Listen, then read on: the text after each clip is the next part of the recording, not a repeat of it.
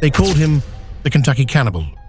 But behind that infamous title was a man born in Kentucky in the heart of America's frontier on January 28, 1828.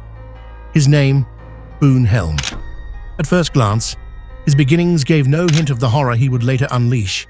Born into a stable, respectable family, young Boone seemed destined for a decent life.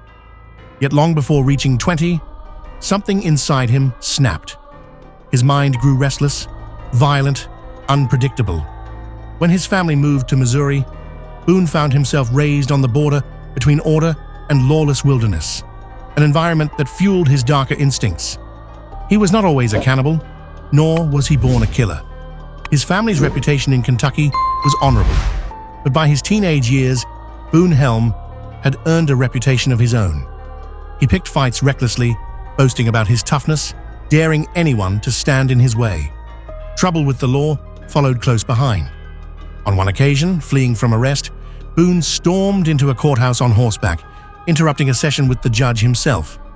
That reckless arrogance destroyed his family's finances and tarnished their name. After dragging his parents into ruin, Boone made a decision that would change his life forever. He headed west, chasing dreams of fortune and gold in California. His family never could have imagined what that choice would become. Boone Helm was no ordinary man. He was an alcoholic, impulsive, and violent. In 1848, while still a teenager, he married a young woman named Lucinda Browning. The marriage quickly descended into abuse. Helm's cruelty forced his wife to file for divorce. Even then, his father intervened, paying for the court fees to protect her from further suffering. But Boone Helm refused to change. By 1850, obsessed with the gold rush in California, Helm sought adventure. He invited his cousin, Littlebury Chute, to accompany him. Everyone warned Chute against it. Boone was known to be unstable, dangerous. Chute declined.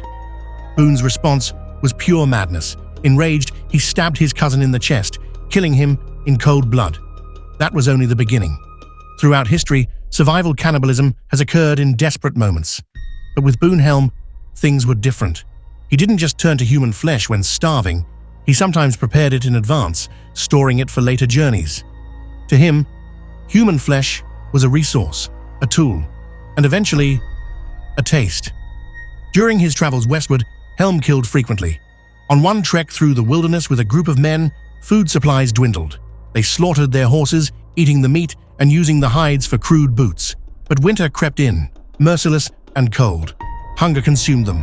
One by one, the men weakened, until only Helm and another, named Burton, remained. Burton faltered, unable to go on. Moments later, a single gunshot echoed through the snow. Burton had ended his own life. Boone Helm returned to the corpse, cut off Burton's legs, roasted one, ate it, and packed the other for the road. To Boone, survival was never just desperation, it was opportunity. Word of the Kentucky Cannibal began spreading across the western frontier. Though America was still wild, whispers of Boone's brutality reached towns and settlements. Yet Helm was relentless. In San Francisco, he murdered again, narrowly avoiding capture. In Oregon, he stalked bars, targeting strangers after a few drinks. Those who entered for ale often left as corpses, stripped of valuables, sometimes flesh. By 1862, Boone's reckless violence caught up with him. He shot an unarmed man in a saloon. But fortune had always been on his side. His family was large, and one of his brothers, Old Tex, still had money and influence. While Boone awaited trial, Old Tex bribed witnesses, silenced testimony, and with no evidence left standing. Boone Helm walked free, but freedom only fueled his bloodlust. He returned to robbery, kidnapping, and murder. By 1864, Boone joined the notorious gang led by Henry Plummer. Here, Helm found men just as ruthless as himself. Yet even among killers, he stood apart, for he was not only a murderer, but a cannibal. His companions feared him, not just for his violence, but for his lack of remorse. During his trial with the Plummer gang, Boone Helm's theatrics shocked the courtroom.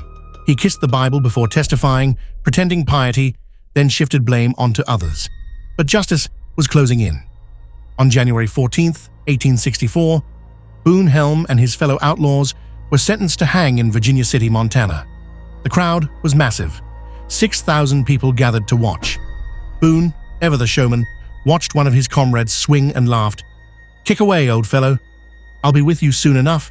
When his own turn came, Boone Helm stood tall, declaring, "Every man for his principles. Hurrah for Jeff Davis. Let's go."